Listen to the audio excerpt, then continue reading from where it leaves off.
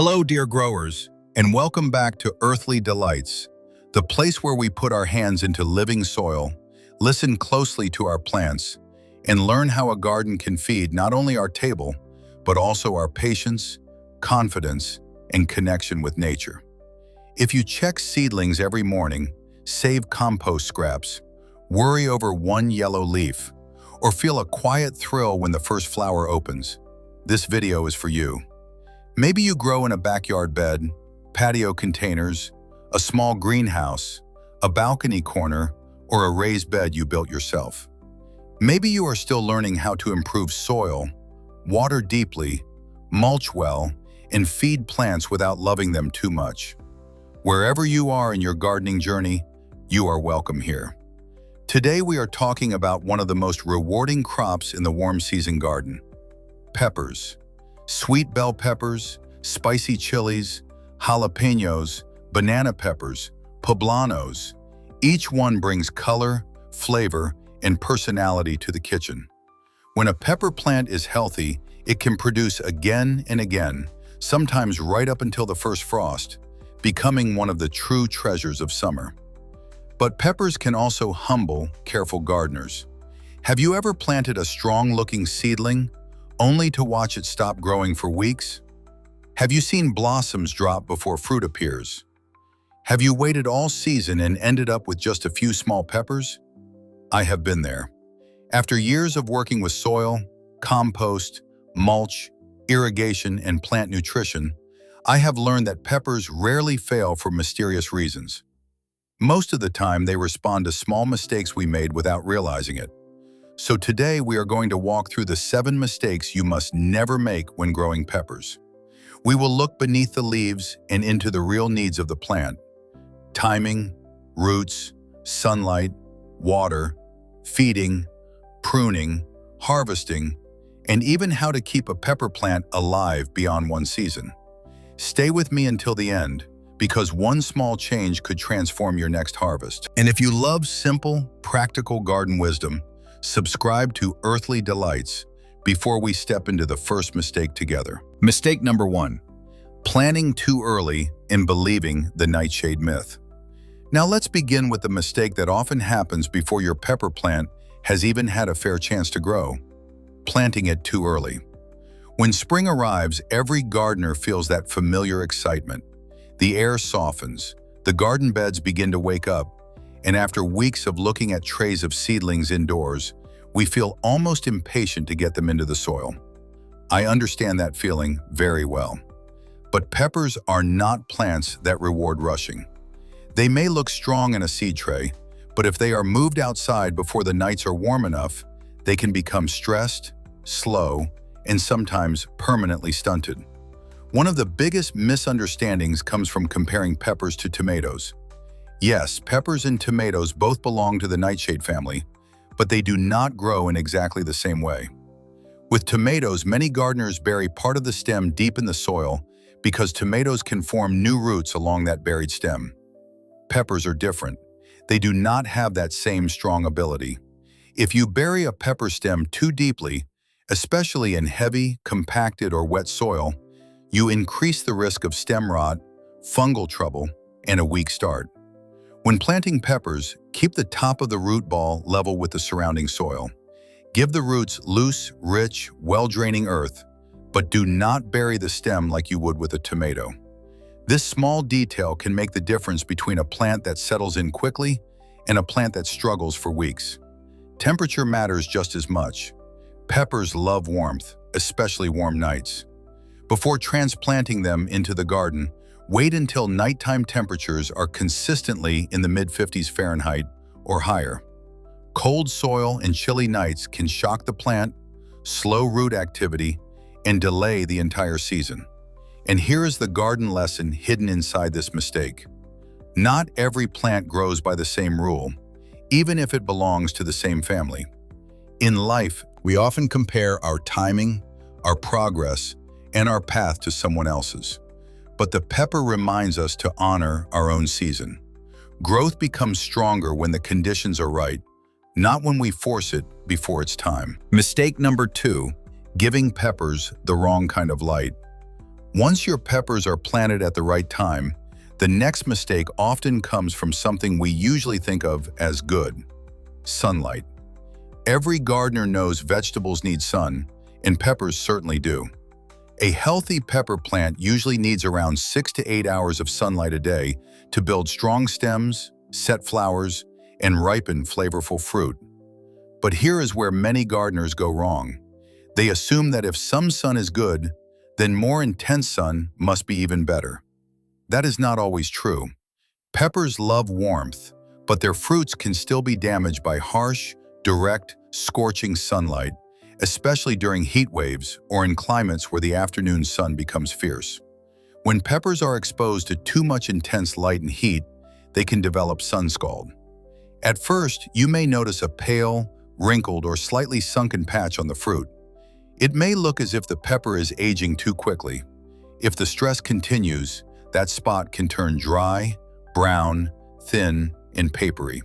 This often happens when the plant does not have enough leaf cover, when fruits are suddenly exposed after pruning, or when the garden receives brutal afternoon heat. Morning sun is usually wonderful. Early and midday light can help peppers grow beautifully, but that late afternoon blast, especially in very hot weather, can damage the fruit you have waited so long to harvest. That is why experienced growers sometimes use 30 to 40% shade cloth during extreme heat. The goal is not to block all the sun. The goal is to filter the harshest rays, lower stress, and give the plant enough protection to keep producing. There is also a deeper truth here. Even a heat-loving plant needs shelter sometimes. In the same way, we cannot live under constant pressure and expect to stay productive forever. The pepper teaches us that strength is not about standing in the hottest sun without protection. Sometimes the wisest thing you can do for growth is to create shade, set boundaries, and protect the fruit that is still forming. Mistake number 3, improper watering and root suffocation. After light, the next thing that can quietly make or break your pepper harvest is water. Peppers need steady moisture, but they do not want wet feet. Their roots can reach fairly deep when the soil allows it, yet they are very sensitive to both drought and waterlogged ground. This is where many gardeners get into trouble. They water a little bit every day, just wetting the surface, and the plant responds by keeping its roots shallow. Then, when hot weather arrives, that shallow root system cannot support the plant. But the opposite mistake is just as dangerous. When the soil stays too wet, the roots cannot breathe. Fine root hairs begin to die, and diseases can move in quickly, especially in heavy soil with poor drainage. A pepper plant may wilt even though the ground is wet, because damaged roots can no longer take up water properly. Inconsistent watering can also lead to blossom end rot. That is when the bottom of the pepper turns brown, sunken, and soft.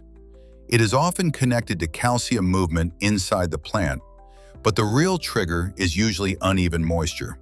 If the plant cannot move water steadily through its roots, it cannot move nutrients steadily into the fruit. The better method is deep, consistent watering at the base of the plant. Keep the leaves as dry as possible, because splashing soil onto foliage can spread disease.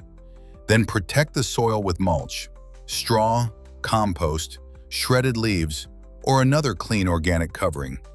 Mulch keeps moisture even, cools the root zone, and prevents soil from splashing upward. And the lesson here is simple.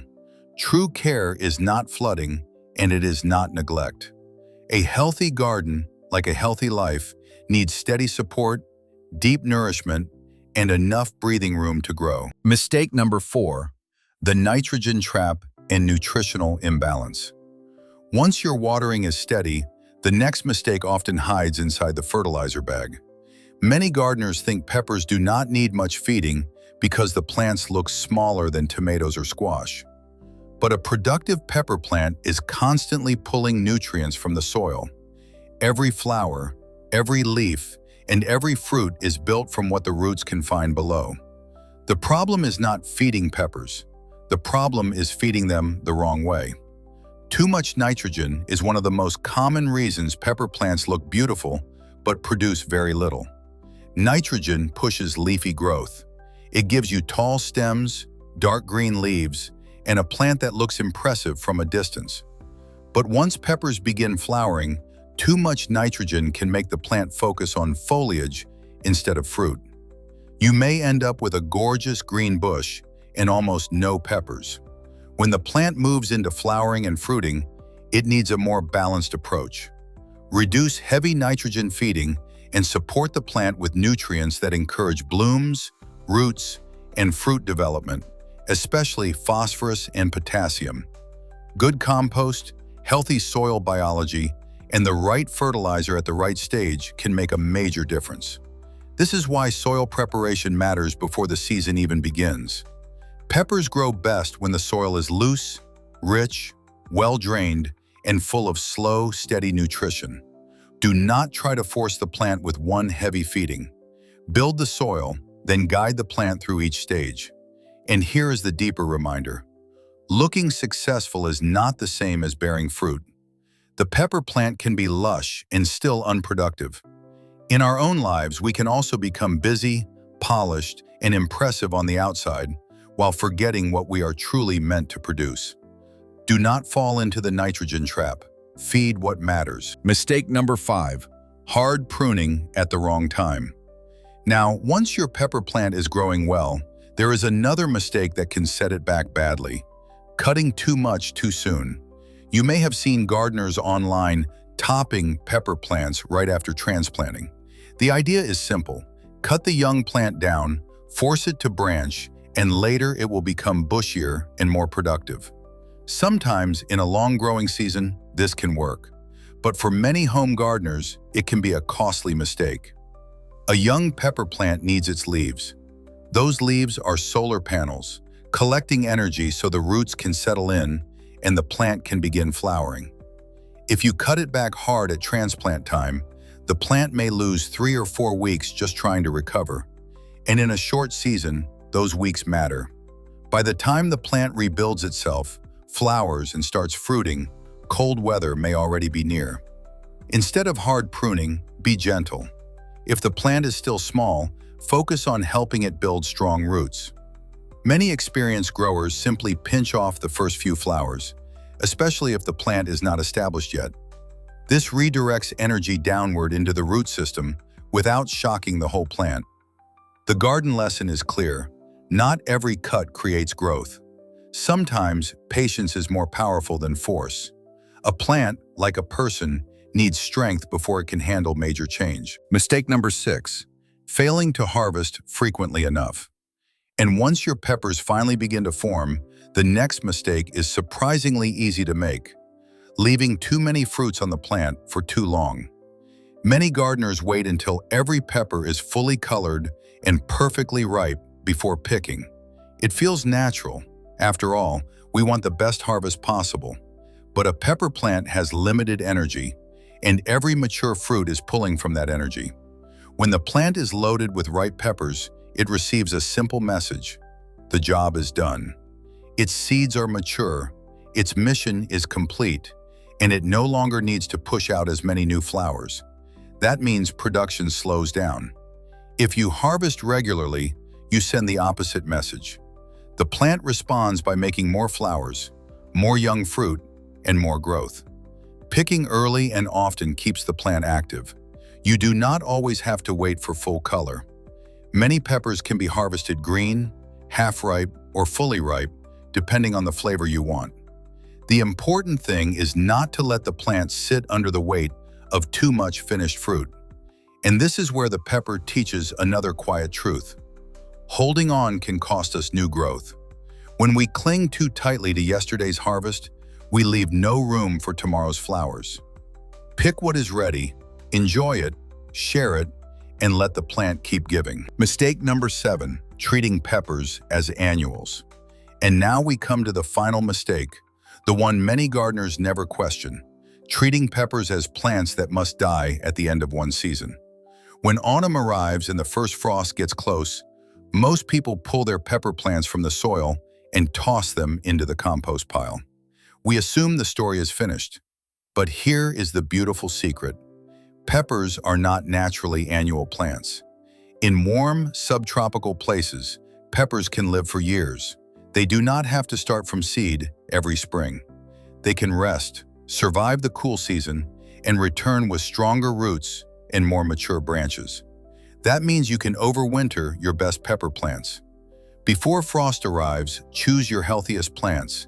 Cut them back, remove most of the leaves, and bring them into a protected place where they can stay cool, safe, and lightly watered. The goal is not to keep them growing heavily all winter. The goal is to let them rest. Then, when warm weather returns, you are not starting with a tiny seedling, you are starting with an established root system. And that mature plant can often grow faster, flower earlier, and produce sooner than a brand new plant. There is a lesson in that. Just because a season becomes cold does not mean the life inside is gone. Sometimes growth simply goes quiet. If you protect the core, remove what is no longer needed, and wait with patience, spring can bring back something stronger than before. Conclusion. So, growing peppers well is not about luck, and it is not about having a perfect green thumb. It is about paying attention. Peppers will tell you what they need if you learn how to read them. A drooping leaf may be asking for better watering. A sunburned fruit may be asking for shade. A beautiful green plant with no peppers may be warning you about too much nitrogen. And a plant loaded with ripe fruit may simply be waiting for you to harvest so it can keep producing. Every mistake we talked about today is common. Planting too early, burying peppers like tomatoes, giving them too much harsh sun, watering too often or too unevenly, feeding the leaves instead of the fruit, pruning too hard at the wrong time, waiting too long to harvest, and finally, throwing away a plant that might have lived another year. But in the garden, mistakes are not the end of the story. They are teachers. The soil teaches, the roots teach, the fruit teaches, and every season gives us another chance to grow with more wisdom than before. So the next time you walk past your pepper plants, look a little closer. Feel the soil. Notice the leaves. Check the fruit. Ask what the plant is really telling you. Give your peppers warmth, steady water, balanced food, gentle care, and a reason to keep producing. And they may reward you with more color, flavor, and abundance than you expected. If this video helped you understand your garden in a new way, please hit the like button, subscribe to Earthly Delights, and share your own pepper growing experience in the comments. Have you made any of these mistakes before? Until next time, keep your hands in the soil, keep learning from your plants, and happy growing.